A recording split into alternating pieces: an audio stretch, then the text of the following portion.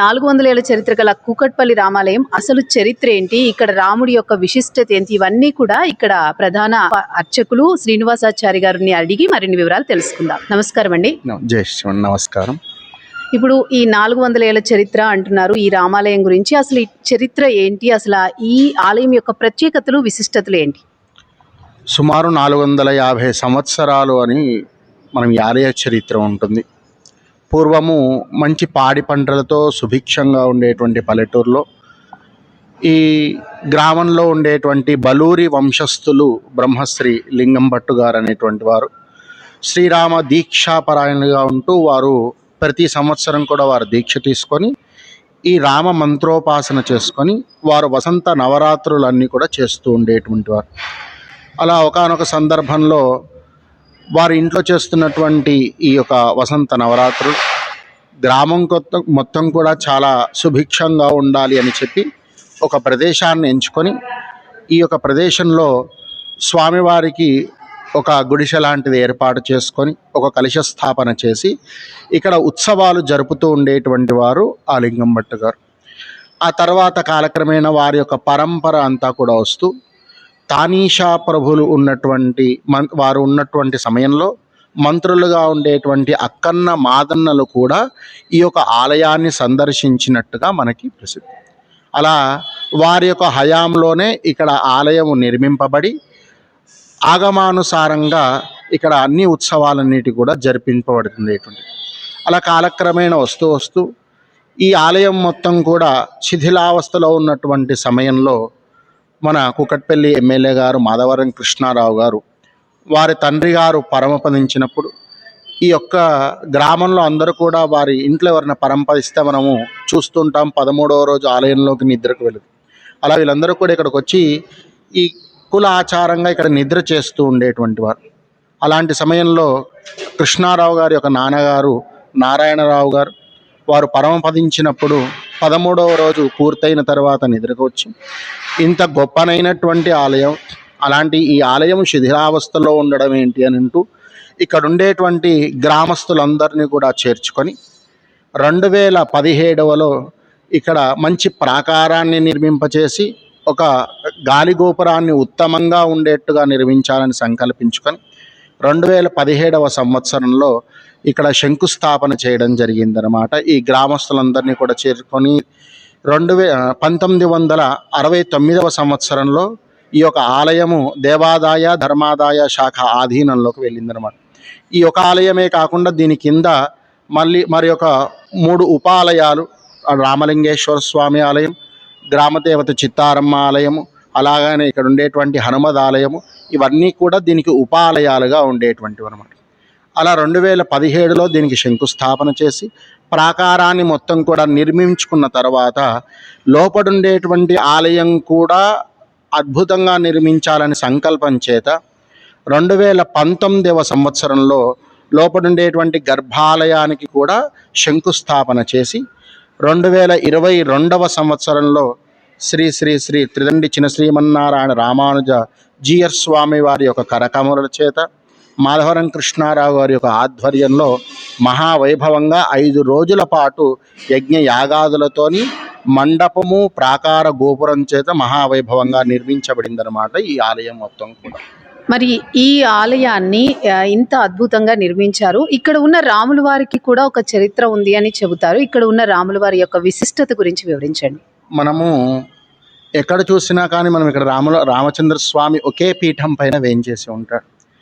మనం రాముడు అంటే ఎక్కడ చూసినా కానీ ధనుర్బాణాలు ధరించి ఉంటూ ఉంటారు.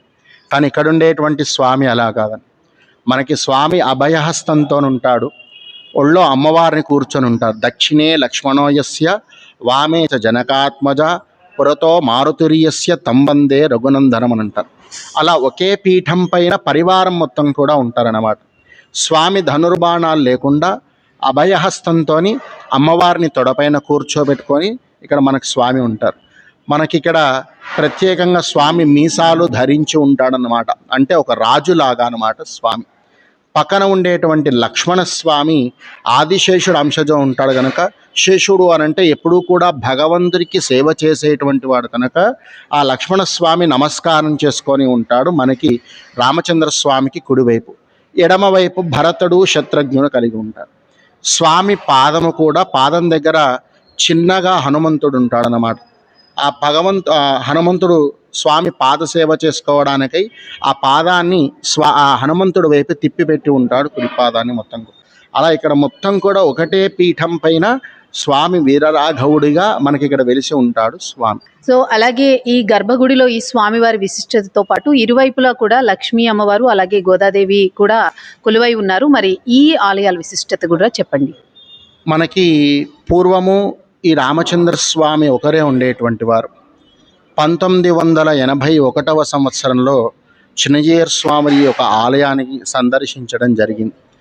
భగవంతుణ్ణి పొందాలి అని అంటే మొదటిగా అమ్మ అనుగ్రహం తప్పక ఉండాలి. అది కాకుండా ఆచార్యులు ఆళ్వార్ల యొక్క అంటే భగవన్నామస్మరణం చేస్తూ భగవంతుణ్ణి పొందినటువంటి వాడిని ఆశ్రయిస్తూ వెళ్ళాలన్నమాట. అందుగురించని 1983 సంవత్సరంలో ఇక్కడ అమ్మ ద్వారా భగవంతుణ్ణి పొందాలి కనుక లక్ష్మీ అమ్మవారిని స్వామివారికి కుడివైపున ప్రతిష్ఠింపచేసి స్వామివారి యొక్క ఆలయానికి ఎడమవైపున ఆళ్వార్లు ఆండాలమ్మవారి సన్నిధిని రెండు కూడా ప్రతిష్ఠింపజేశారు. మళ్ళీ పునర్నిర్మాణం జరిగినప్పుడు అవి కొద్దిగా భిన్నం అవ్వేసరికి ఆ విగ్రహాలు రెండు కూడా మార్చి ఈ లోపడుండేటువంటి మూలమూర్తులు రామచంద్రుడు మాత్రము పూర్వం ఎప్పటి నుంచి అయితే ఉన్నాయో అవన్నీ కూడా అలానే ప్రతిష్ఠింపజేయడం జరిగింది. పంతులు గారు, మామూలుగా రామాలయంలో రాముడి ఎదురుగుండా ఆంజనేయ స్వామి ఉండడం అనేది సహజంగా జరిగేదే. కానీ ఇక్కడ పెద్ద విగ్రహాలని ఆంజనేయ స్వామిని అదేవిధంగా గరుష్మంతుడిని కూడా ఇక్కడే ప్రతిష్ఠించాలి అనుకుంటున్నారు కదా. మరి ఇక్కడ ఇలాంటి దానికి ఏదైనా కారణాలు ఉన్నాయా? ఎక్కడైనా ఇలా ఉందా? మనకి రాబోయే కొన్ని రోజుల్లో స్వామివారి యొక్క ప్రాకారం అవతల అంటే రాజగోపురానికి ముందు భాగంలో సుమారు 27 అడుగుల మనం తిరుమలలో చూస్తాం గరుత్మంతుణ్ణి హనుమంతుణ్ణి. అలా ఇక్కడ రాతితోని మనం ఇక్కడ ప్రతిష్ఠింపజేయడం జరుగుతుందన్నమాట. మనకి స్వామికి రామో నారాయణో హరిహి అని అంటారు. సాక్షాత్తు స్వామి శ్రీమన్నారాయణుడు అన్నమాట. ఆయనకి పెరియ తిరువడి సిరియ తిరువడి అని రెండు పేర్లు ఉంటాయి. పెరియ తిరువడి అని అంటే గరుత్మంతుడు, సిరియ తిరువడి అని అంటే హనుమంతుడు అన్నమాట. అంటే స్వామికి ఒకరు కుడి కాలులాగా ఒకరు ఎడమ కాలులాగా ఉంటారన్నమాట. నారాయణునికి వీరిద్దరు కూడా 2 వాహనాలు కనుక అలాంటి విగ్రహాలని మనం ఇక్కడ ప్రతిష్ఠింప చేసుకుంటే మనకు హైదరాబాద్లో ఎక్కడా కూడా కొన్ని చోట్ల విగ్రహాలు కలిగి ఉన్నాయి కానీ ఏదో సిమెంట్తో కట్టుకొని ఉండడం జరిగింది. కానీ ఇక్కడ కొన్ని సంవత్సరాల 100 సంవత్సరాల పాటు అలానే ఉండాలని కోరుకుంటూ రాతితోని సుమారు 27 అడుగుల విగ్రహాలను తయారు చేసి రేపు సుమారు మే లేదా మే నెలలో వాటిని ప్రతిష్ఠింప చేసుకోవడం జరుగుతుంది. అది ప్రతిష్ఠింప చేయడం ద్వారా ఇంకా ఈ ఆలయానికి మంచి కొత్త శోభ కలిగి చాలామంది దర్శనం మనం ఎక్కడైనా చూస్తుంటే ఒక గ్రామంలోకి మనం అక్కడ ప్రవేశించగానే హనుమంతుడు ఏదో కనపడంగానే ఒక ఆధ్యాత్మికత ఏర్పడుతుందన్నమాట. అలా ఇక్కడ కూడా అలా గొప్ప ఆధ్యాత్మికత ఏర్పడాలని మన మాధవరం కృష్ణారావు గారు ఇంకా దీన్ని వైభవాన్ని ఇంకా పెంచాలని చెప్పి ఆ యొక్క 2 విగ్రహాలను కూడా ఇక్కడ ప్రతిష్ఠింప చేయాలని సంకల్పించుకొని రేపు మే నెలలో అవి 2 కూడా ప్రతిష్ఠింప చేయడం జరుగుతుంది. మనకి 2022 సంవత్సరంలో చాలా అద్భుతంగా మనకి ఇక్కడ ప్రతిష్ఠా కార్యక్రమం జరిగిందండి. అలానే ఈ జరిగేటువంటి 2 గరుత్మంతుడు హనుమంతుడి 2 విగ్రహాలు కూడా మళ్ళీ ఈ గ్రామంలో ఉండేటువంటి ప్రజలందరూ కూడా ఒక దగ్గర చేరి ఆధ్యాత్మిక శోభని వెదజల్లుతూ భగవంతుడు అంటే రామాయణాన్ని అందరం కూడా అధ్యయనం చేస్తూ అది ప్రతిష్ఠింప చేయాలని సంకల్పించారు. అలానే దాని గురించి కూడా అనేకమైనటువంటి ఏర్పాట్లన్నీ కూడా వారు ఇప్పటి నుంచే ప్రారంభించి ముందుకు వెళ్తూ ఉన్నారన్నమాట. అలా ఇప్పటి వరకు కూడా హైదరాబాద్లో ఎక్కడా లేనటువంటిగా మనకి ఇక్కడ హనుమంతుడు గరుత్మంతుడు 2 కూడా రాజగోపురం యొక్క ముందు భాగంలో 27 అడుగుల యొక్క రాతి విగ్రహాలని ప్రతిష్ఠింపజేస్తున్నారన్నమాట. ఈ కూకట్పల్లి రామాలయం అనేది 2వ భద్రాద్రిగా విలసిల్లుతోంది అని చాలా మంది చెప్తూ ఉంటారు. మరి భద్రాచలంలో శ్రీరామనవమికి రాముల వారి కళ్యాణానికి పట్టు వస్త్రాలు అదేవిధంగా ముత్యాల తలంబ్రాలు సమర్పించి వాటితోనే కళ్యాణం జరిపిస్తారు. మరి ఇక్కడ కళ్యాణం ఏ విధంగా జరుగుతుంది? అలాగే జరుగుతుందా? మనకి ప్రధానంగా రామచంద్ర స్వామి కళ్యాణం అని అంటే భద్రాద్రి అని చెప్పగానే ఆరు బయట చేస్తా ఉన్నట్టుగా మనం ఉంటాం. ఎలా అయితే మనకి భద్రాద్రిలో జరుగుతుందో ఇక్కడ కూడా అదే విధంగా మనకి ఆరు బయట స్వామివారికి అన్నీ కూడా పందిర్లు వేసి ముత్యాల తరంబాలు పట్టు వస్త్రాలన్నీ కూడా స్వామికి సమర్పించుకొని ఆరు బయట కళ్యాణాన్ని నిర్వహిస్తామన్నమాట. మనము స్వామివారి కళ్యాణం అక్కడ ఎలా అయితే కళ్యాణం తదుపరి మళ్ళీ తెల్లారి పట్టాభిషేకం జరుగుతుందో ఇక్కడ కూడా స్వామి పట్టాభిషిక్తుడై ఉంటాడు కనుక కళ్యాణమైన మరునాడు స్వామివారికి పట్టాభిషేకాన్ని మనం ఇక్కడ నిర్వహింపచేస్తాం అన్నమాట ఆలయంలో. ఇక ఈ సంవత్సరం కూడా ఇంకొక 10 రోజుల్లో శ్రీరామనవమి ఉత్సవాలు రాబోతున్నాయి. మరి ఏర్పాట్లు ఏ విధంగా జరుగుతున్నాయి? ఈసారి భక్తులు ఏ విధంగా ఎంత సంఖ్యలో వస్తారని అనుకుంటున్నారు? అదేవిధంగా వారికి ఏ విధమైన ఏర్పాట్లు చేస్తున్నారు? మనకి రేపు 19వ తారీఖు ఉగాది పరాభవనామ సంవత్సర ఉగాది నిర్వహించడం జరుగుతుంది. ఉగాది నుంచి శ్రీరామనవమి వరకు కూడా వసంత నవరాత్రులని మనం నిర్వహిస్తాం. కానీ ఇక్కడ ఉండేటువంటి ఆలయంలో ఉగాది పూర్తయిన 2వ రోజు నుంచి అధ్యయనోత్సవాలు అని చేస్తారు. అనంటే ఆగమశాస్త్రంలో చాలా ఉత్సవాలు ఉంటాయి. ధూపోత్సవము, దీపోత్సవము, కళ్యాణోత్సవం, ఇలా అన్ని ఉత్సవాల్లో శ్రీపాంచరాత్ర ఆగమంలో అధ్యయనోత్సవం అనేటువంటిది చాలా ప్రత్యేకమైనటువంటి. అలా ఈ సంవత్సరము 22, 23, 24 3 తేదీల్లో కూడా స్వామివారి యొక్క అధ్యయనోత్సవాలు నిర్వహించడం జరుగుతుంది. ఆ తదుపరి 25 నుంచి ఏప్రిల్ 3వ తారీఖు వరకు కూడా ఇక్కడ స్వామివారి యొక్క నవాన్నిక వార్షిక బ్రహ్మోత్సవాలు నిర్వహించడం జరుగుతుంది.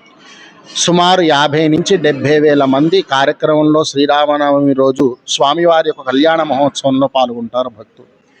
అలా పాల్గొనేటువంటి భక్తులందరికీ కూడా ఎటువంటి ఇబ్బందులు లేకుండా దేవాదాయ శాఖ అధికారులు, ఇక్కడ ఉండేటువంటి ఎమ్మెల్యే గారు, గ్రామస్తులందరూ కూడా వచ్చేటువంటి వారందరికీ కూడా వారికి అన్నదాన కార్యక్రమం కానీ ఎటువంటి ఇబ్బందులు కలగకుండా చాలా అద్భుతంగా ఏర్పాట్లు మనకి ఇక్కడ నిర్వహించబడుతుంది.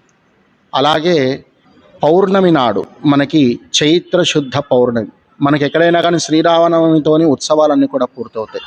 కానీ ఇక్కడ చైత్ర శుద్ధ పౌర్ణమి నాడు స్వామివారి యొక్క రథోత్సవ కార్యక్రమం ఉంటుందన్నమాట.